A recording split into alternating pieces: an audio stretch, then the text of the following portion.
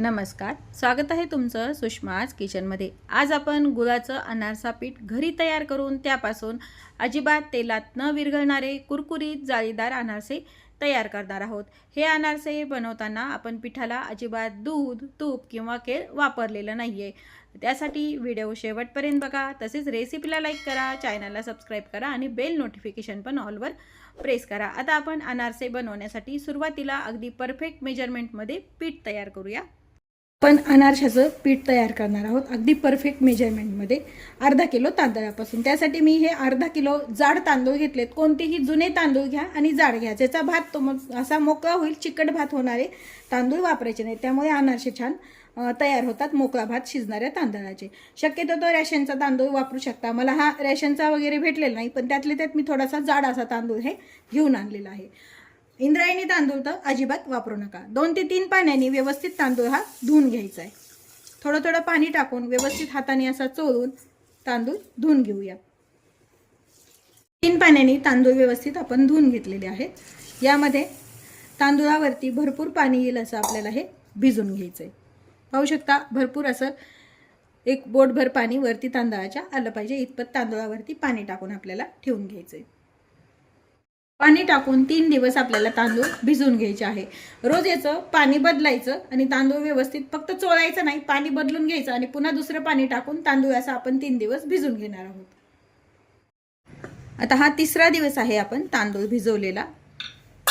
2 दिवस आपण पूर्ण पाणी याचं छान व्यवस्थित तांदूळ धुवून घेतले। धुताना फक्त तांदूळ चोळायचे नाहीत, कारण हे तांदूळ भिजलेले असतात। चोळल्या गेल्यानंतर पूर्ण त्याचं पीठ तयार होतं पाण्यामध्येच। त्यामुळे आता हे तिसरा दिवस आहे, याचं पूर्ण पाणी आपल्याला एका जाळीवरती हे तांदूळ काढून घ्यायचंय। चाळणीवरती तांदूळ काढून याचं पूर्ण पाणी निथळून घेऊया। तांदळातलं पूर्ण पाणी आपण निथळून घेतलेलं आहे। आता हे जे पाणी निथळून घेतलेले तांदूळ आहेत, एखाद्या कॉटनच्या ओढणीवरती किंवा पांढऱ्या कोणत्याही कॉटनच्या कपड्यावरती तुम्ही हे सुकून घ्यायचे। फार कडकडीत तांदूळ नाही सुकवायचे, हे साधारण ओलसर असतील इतपतच हे सुकून घ्यायचे। फॅन खाली वगैरे ठेवायची अजिबात गरज नाही, कारण फॅन खाली जर ठेवले तुम्ही तर जास्त तांदूळ हे सुकले जातात आणि अनारशाचं पीठ व्यवस्थित निघत नाही।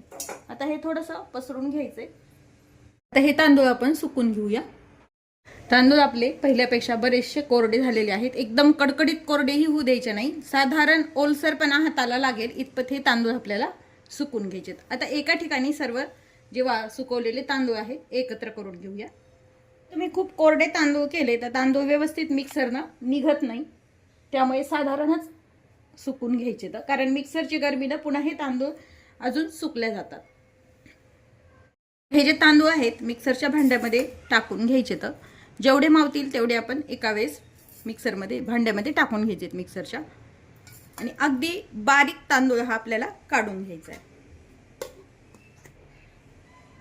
पाहू शकता तुम्ही ओलसर तांदूळ असल्यामुळे हे पीठ अगदी छान बारीक पण निघालेलं आहे।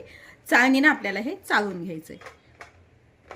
तसं पीठ ओलसर असल्यामुळे आपल्याला चाळायला त्रास होतो, त्यासाठी एक वाटी किंवा एखादा चमचा किंवा कॉईन यामध्ये टाकायचंय, म्हणजे व्यवस्थित आपलं हे पीठ पटकन चाळलं जातं।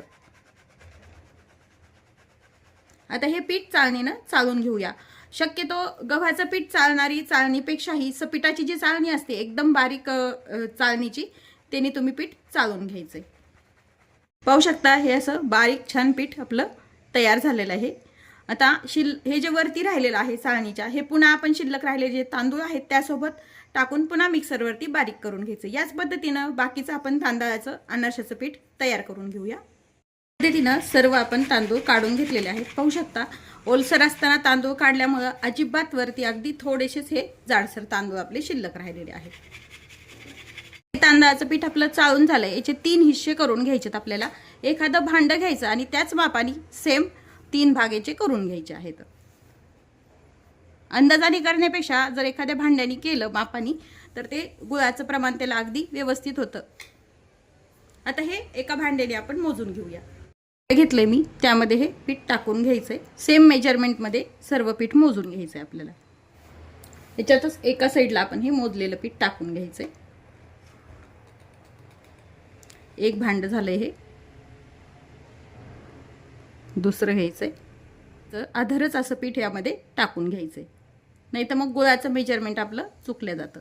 हे दुसरं भांडं झालंय आणि आता हे शिल्लक राहिलेलं मोजून घेऊया. तिसरं भांडं पण सेम मेजरमेंटमध्ये आपण भरून घेतलेलं आहे. 3 भांडे पीठ आहे, त्याच भांड्याने 1 वाटीच आपल्याला इथं बारीक केलेला गूळ वापरायचा आहे. चिक्कीचा वगैरे गूळ वापरायचा नाही, नॉर्मल आपला जो नॅचरल गूळ असतो तोच वापरायचा आहे. या मेजरमेंटमध्ये जर तुम्ही गूळ घातला तर अजिबात हे अनारसे वितळत नाहीत किंवा मग खराब पण असे विरघळले जात नाहीत तेलामध्ये वगैरे. थोडासा गूळ अजून आपल्याला लागतो. एक तर तुम्ही खिसणीनं खिसून घ्या गूळ किंवा मग मिक्सरवरती बारीक असं फोडायचं आणि थोडंसं पल्स मोडवरती फिरून घ्यायचं. हे बरोबर आपलं हे भांडं भरल्या गेलेलं आहे. पाहिजे तेवढं जसं आपण पीठ मोजून घेतले तेवढंच आपण हे गूळ पण वापरलेलं आहे. आता हा गूळ यामध्ये घालून घ्यायचा आहे. सोपं साधं प्रमाण आहे. 3 हिस्सा पीठ आणि 1 हिस्सा गूळ वापरायचा आहे. पीठ आणि गूळ व्यवस्थित एकत्र छान मिक्स करून घ्यायचे. आपलं पीठ पण थोडंसं ओलसर असल्यामुळे गूळ छान यामध्ये मिक्स होतो. कोरडं जर असेल तर गूळ मिक्स व्हायला वेळ लागतो. त्यामध्ये तांदळाचं पीठ आणि गूळ आपण एकत्र करून घेतलेला आहे, पण छान एकजीव सर्व सारखा गूळ यामध्ये मिक्स करण्यासाठी आपण हे पुन्हा मिक्सरच्या भांड्यामध्ये टाकून पल्स मोडवरती फक्त फिरून घ्यायचे. खूप जास्त फिरवायचं नाही, फक्त पल्स मोडवरती एकदाच फिरून घ्यायचे. जास्त जर तुम्ही फिरवल्या गेलं तर पीठ हे पातळ व्हायची शक्यता असते. पण व्यवस्थित मिक्स होण्यासाठी ही ट्रिक वापरायचीच आहे. आता हे पीठ मिक्सरच्या भांड्यामध्ये टाकून घ्यायचंय. थोडं थोडं टाका म्हणजे हे छान मिक्स होतं. आता मिक्सरवरती काढल्यानंतर व्यवस्थित गूळ यामध्ये मिक्स झाला. यामध्ये थोडाफार कमी जास्त मिक्स होतो, त्यामुळे थोडंसं एक पद्धत ही वापरून पाहिजे. आता मिक्सरमधलं हे जे पीठ आहे ते काढून घ्यायचंय आणि याच पद्धतीनं शिल्लक राहिलेलं अनारशाचं पीठ आपण काढून घेऊया. सर्व पीठ मिक्सरनं आपण काढून घेतले. पुन्हा हाताने छान एकजीव करून घ्यायचे. पाहू शकता मिक्सरनं काढल्यामुळे याला छानसा ओलसरपणा पण आलाय आणि पीठ पण आपलं छान तयार झालंय. तयार करून घेतलेलं अनारसा पीठ एका स्वच्छ कोरड्या डब्यामध्ये आपल्याला ठेवून घ्यायचं आहे.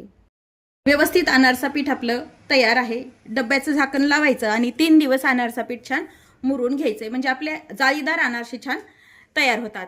अगदी गरमीच्या ठिकाणी अनारसा पीठ ठेवू नका, थंड जागेच्या ठिकाणी हे पीठ आपल्याला ठेवून द्यायचंय, पण फ्रीजमध्ये नाही ठेवायचं. फ्रीजच्या बाहेरच रूम टेम्परेचरला हे पीठ आपल्याला मुरून घ्यायचंय. आता 3 दिवसांनी पाहूया याचे अनारसे कसे बनतात ते.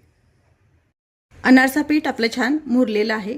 पाहू शकता व्यवस्थित अनारसा पीठ आपलं तयार झालेलं आहे. यातलं थोडंसं आपल्याला जेवढे बनवायचे तेवढंच आपण अनारसा पीठ बाजूला घ्यायचंय. या अनारसा पिठाला तूप किंवा दूध, दही, केळ अजिबात काही न लावता आपण हे अनारसे तयार करणार आहोत.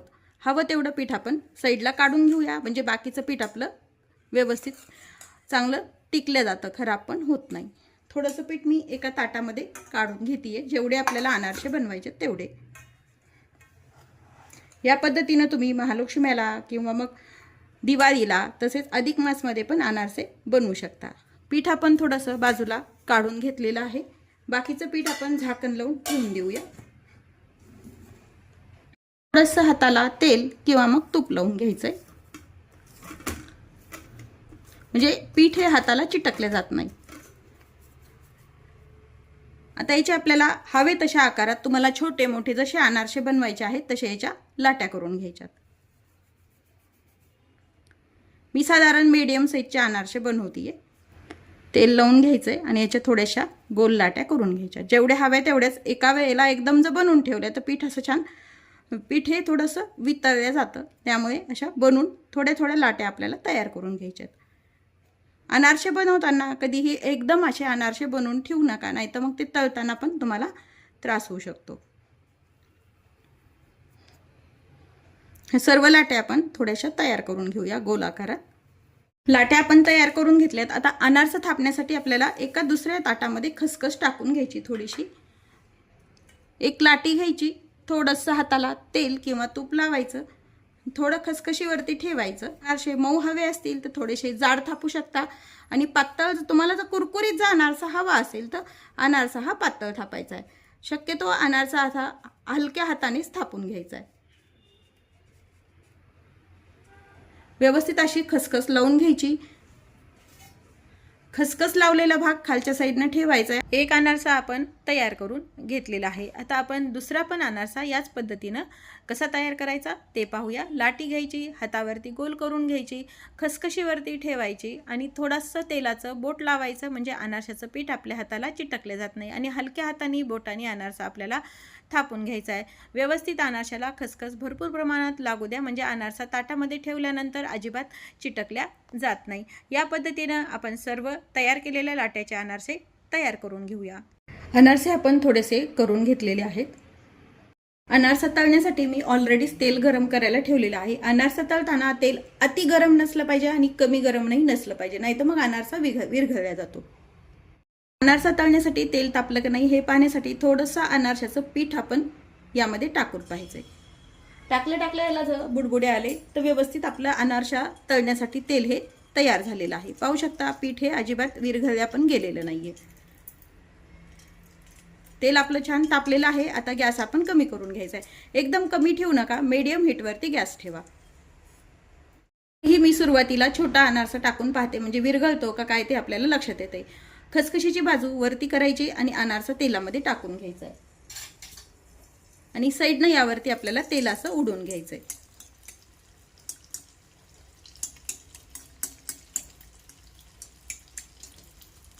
अनारशाला धक्का न लावता तेल यावरती असं उडवायचंय, नाहीतर मग अनारसा हा विरघळला जातो। आपोआप अनारसा हा वरती व्यवस्थित तळल्यानंतर तरंगला जातो। पाहू शकता छान हा तळल्या गेलेला आहे आणि वरती पण आलाय। याचं पूर्ण तेल आपण निथळून घ्यायचंय। हा आता छोटासा आपण अनारसा पहिल्यांदा तळून पाहिला। याच पद्धतीने दुसरा अनारसा मी तुम्हाला यामध्ये टाकून दाखवते। खसखशीचा भाग वरती करायचा, अनारसा यामध्ये टाकायचा आणि तेल साईडने यावरती असं उडून घ्यायचंय।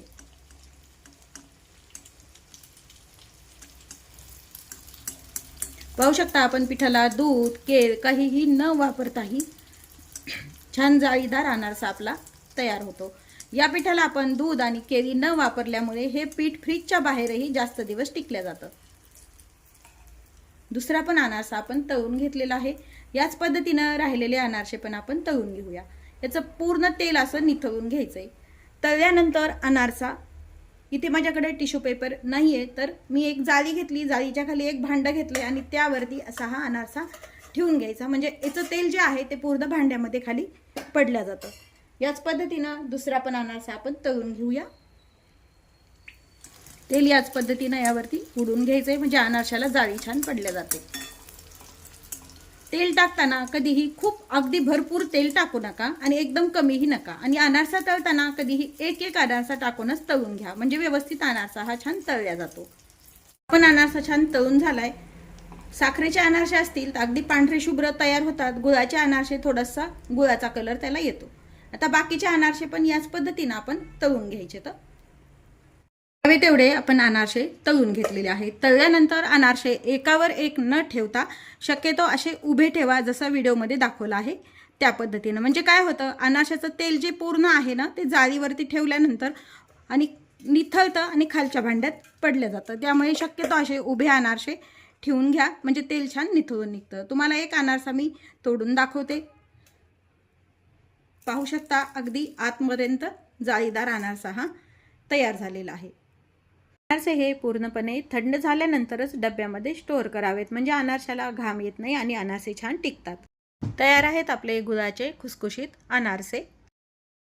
एक अनारसा मी तुम्हाला यातला तोडून दाखवतेय। पाहू शकता अधिक मास विशेष असे कुरकुरीत असे हे अनारसे तयार करून घेतलेले आहेत। आतपर्यंत याला छान जाळी पण पडलेली आहे। या पद्धतीने अनारसे नक्की करून पहा। तसेच तुम्ही जर माझ्या चॅनलवर नवीन असाल तर चॅनलला सबस्क्राईब करा, रेसिपीला लाईक करा आणि रेसिपी शेअर करायला विसरू नका।